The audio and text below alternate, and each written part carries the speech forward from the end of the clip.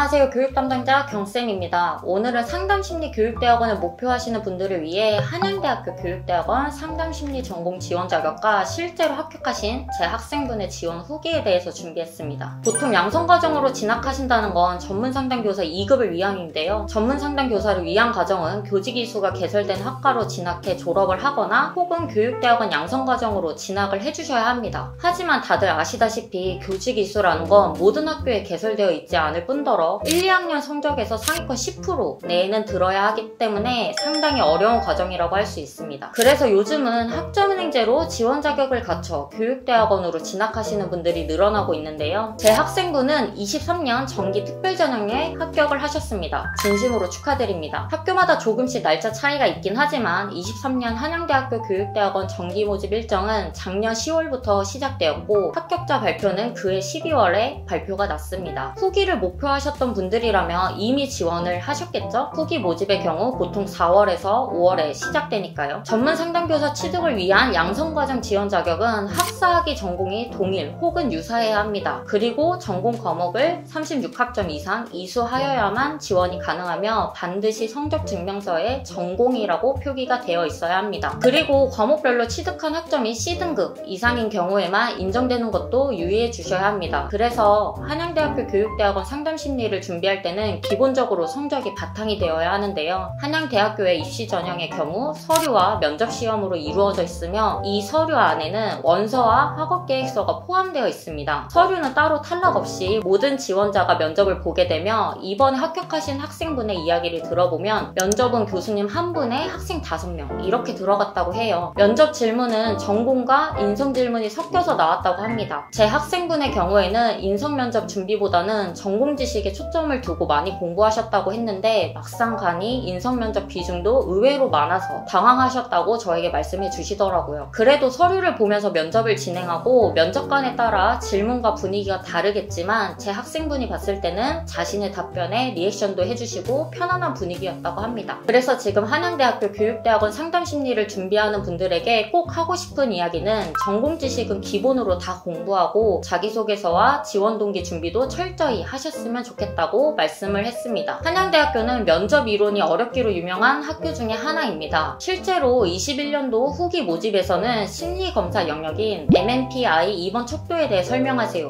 라는 문제가 나오기도 했고 심리평가 방법 중 투사검사에 대해 설명하세요 문제가 나오기도 했었습니다. 또 나오던 영역이지만 신박해진 문제 유형들도 있었다고 해요. 예를 들어 역기능적 사고 기록지에 대해 설명하세요 같은 것들이죠. 그래서 저 경쌤은 상담심리 교육대학원을 목표한다면 상담심리 주요 이론과 상담의 기법의 실제, 이상심리 등에 더 파고들어 공부하시는 것을 추천드립니다. 그리고 기본적으로 필요한 지원 자격이 안 되시는 분들은 발빠르게 저 경쌤에게 문의하셔서 심리학 학사학위를 취득하시고 면접 준비에 올인하시길 바라겠습니다. 학습자에게 맞는 올바른 커리큘럼 안내와 함께 면접 준비에 있어서도 팁을 드려 도움을 드리고 있으니 오늘 영상을 보시고 지원 자격 갖추는데 도움이 필요하시거나 추가로 궁금한 사항이 있으실 경우 언제든지 상담 폼으로 문의해 주시면 됩니다. 감사합니다.